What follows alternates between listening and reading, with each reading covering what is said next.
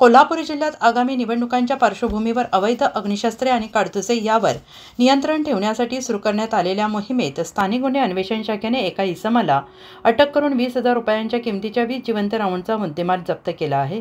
Police अधीक्षक योगेश कुमार गुप्ता यांनी दिलेल्या सूचनांनुसार स्थानिक गुन्हे अन्वेषण शाखेचे पोलीस निरीक्षक रवींद्र कळमकर यांच्या मार्गदर्शनाखाली अंमलदारांनी ही कारवाई केली आहे। गोपनीय माहितीच्या आधारे पोलीस अंमलदार दीपक घोरपडे, प्रवीण पाटील, सत्यजित तानुगडे यांना समजले आहे की ऋषिराज विजय पाटील वय वर्ष 36 राहणार सडोली खालसा तालुका करवीर हा इसम बेकायदेशीर जिवंत राऊंड घेऊन येणार आहे। त्या माहितीनुसार पोलीस अधीक्षक शेष मोरे यांच्या पथकाने आज हळदी तालुका करवीर या परिसरात सापळा लावला। या कारवाईत ऋषिराज विजय पाटील याला ताब्यात घेऊन झडती घेतली असता 20,000 रुपयांच्या किमतीचे 20 जिवंत राऊंड मिळून आले।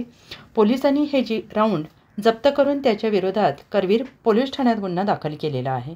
पुढील तपास करवीर पोलीस करीत आहेत। ही कारवाई पोलीस अधीक्षक योगेश कुमार गुप्ता यांच्या मार्गदर्शनाखाली स्थानिक गुन्हे अन्वेषण शाखेचे पोलीस निरीक्षक रवींद्र कळमकर, पोलीस उपनिरीक्षक शेष मोरे, अंमलदार अतिश मेत्रे, सुरेश पाटील, प्रवीण पाटील, दीपक घोरपडे, सत्यजित तानुगडे, सतीश सूर्यवंशी, राजेंद्र ताटे, सुशील पाटील, सागर चौगले यांच्या पथकाने केली आहे।